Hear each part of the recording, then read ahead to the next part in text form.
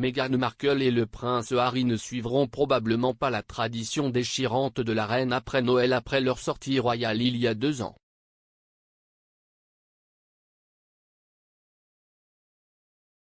La semaine prochaine marquera le 2e anniversaire de l'annonce par le duc et la duchesse de Sussex de leur décision de se retirer de la famille royale. Ils ont passé leur 2e Noël en Californie avec Archie, 2 ans, et leur premier en famille de 4 depuis la naissance de leur fille Lily-Beth en juin. Ils ont révélé la petite Lily au monde pour la première fois dans leur carte de Noël, avec une photo de la famille heureuse.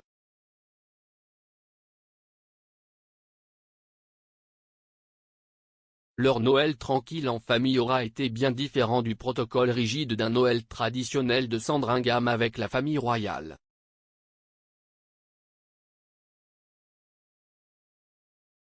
Les festivités de Sandringham ont été annulées par la reine cette année en raison de l'augmentation des cas de la nouvelle variante du coronavirus Omicron, choisissant de rester au château de Windsor et de célébrer avec un plus petit nombre de membres de la famille.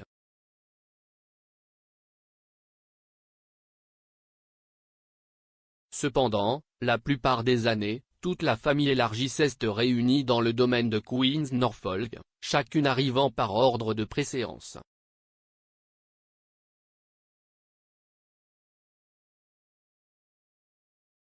Tout fonctionne comme sur des roulettes, de la cérémonie de remise des cadeaux la veille de Noël au tournage du lendemain de Noël.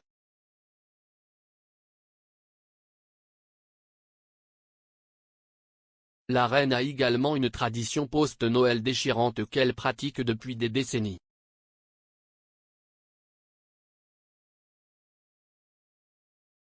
Elle est toujours la dernière à quitter Sandringham House, y restant jusqu'au 6 février, date de la mort de son père en 1952 et donc de sa propre accession au trône.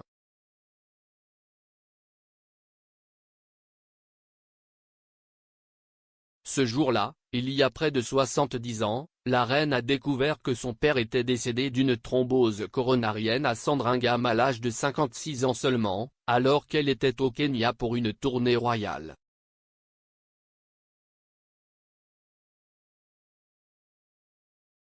Elle marque la journée en privé avant de reprendre ses fonctions au palais de Buckingham.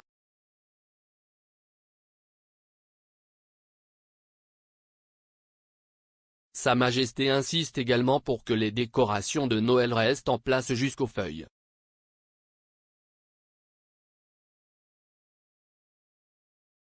Cela signifie qu'ils sont laissés en place bien après Twelfth Night lorsque les décorations sont généralement retirées.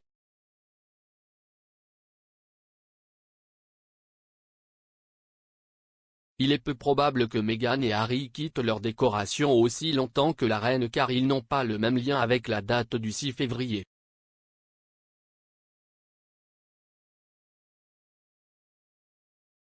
De plus, certaines personnes considèrent qu'il est malchanceux de laisser les décorations après Twelfth Night, qui tombe le 5 janvier, ou l'Épiphanie, le 6 janvier.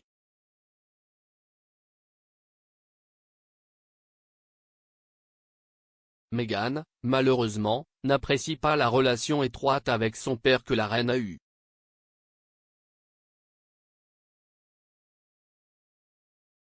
Alors qu'elle vivait avec son père quand elle était jeune, après le divorce de ses parents, elle s'est éloignée de lui ces dernières années.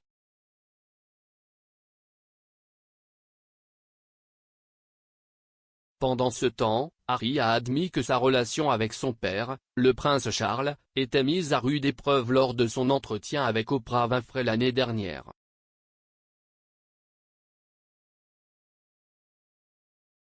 Cette année, on ne sait pas si la reine laissera les décorations au château de Windsor aussi longtemps qu'elle les laissera à Sandringham.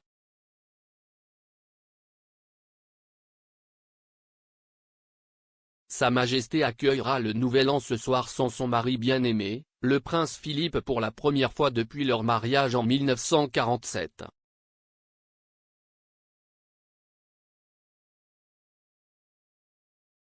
Elle a évoqué sa perte dans son émission du jour de Noël, en déclarant « Bien que ce soit une période de grand bonheur et de bonne humeur pour beaucoup, Noël peut être difficile pour ceux qui ont perdu des êtres chers.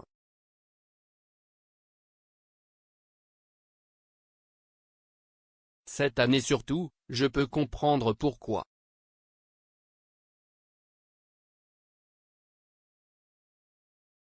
Mais pour moi, au cours des mois qui ont suivi la mort de mon bien-aimé Philippe, j'ai tiré un grand réconfort de la chaleur et de l'affection des nombreux hommages à sa vie et à son travail à travers le pays, le Commonwealth et le monde.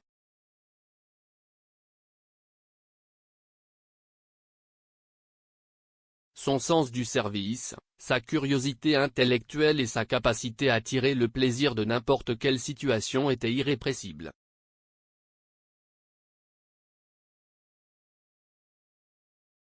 Ce scintillement espiègle et interrogateur était aussi brillant à la fin que lorsque j'ai posé les yeux sur lui pour la première fois.